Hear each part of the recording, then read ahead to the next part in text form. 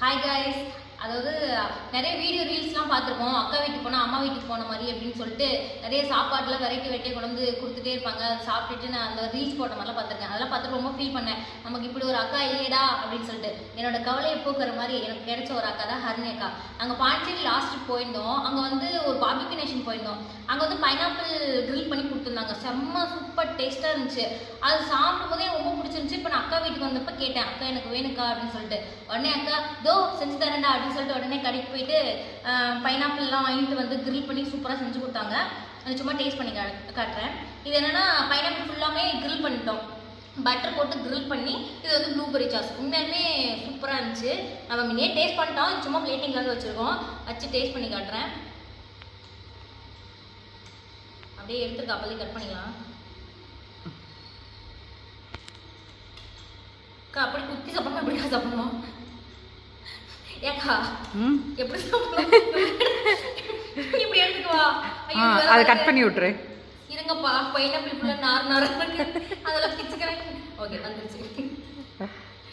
ஐயோ இது வேற ஸ்பூன் கட்டில போக மாட்டேங்குது. ஐயோ கமருதே. இது அப்படியே எடுக்கா. ஓகே வந்துச்சு. அப்பாடா சக்சஸ்.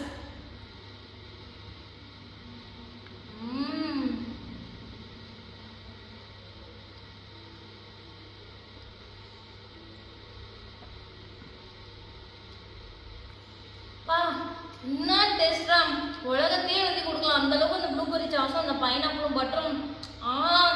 இது மாதிரி நான் சாப்பிட்டதே இல்லை. வீட்டில் எப்பவுமே சோறு, முருங்காய் குழம்பு, தக்காளி குழம்பு அப்படி சாப்பிட்டு ஒரு மாதிரி டிஃப்ரெண்டாக சாப்பிடும்போது ஒரு மாதிரி ஜாலியாக இருக்கு உண்மையாலுமே. அடுத்து வந்து மோமோஸு. இது வந்து பார்த்திங்கன்னா வெஜ் மோமோஸ் தான்.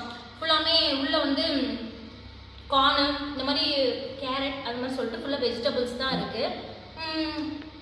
ரொம்பவே சூப்பராக இருக்கும். இது வந்து பார்த்திங்கன்னா டொமேட்டோ சாஸு, இது வந்து ஷேஷ்வான் சாஸு. ரெண்டுமே டிப் பண்ணி சும்மா சாப்பிட்டேன்னா மாஸாக இருக்கும். எப்படின்னு சாப்பிடுவாங்க. ஆக்சுவலி மோமோஸ்னால் நான் பெரிய ஏதோ ஃபாரின் ஃபுட் ஆட்டுது அப்படின்னு சொல்லிட்டு தான் நினச்சேன். அப்படி தான் என்கிட்ட ஒருத்தர் சொல்லி சீன் போட்டுட்டு இருந்தான்.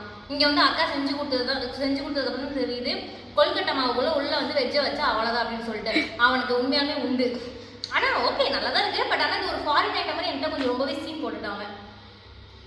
டொமேட்டோ சாஸு, ஷேஷ்வான் சாஸ் ரெண்டுமே டிப் பண்ணி அடிப்போம்.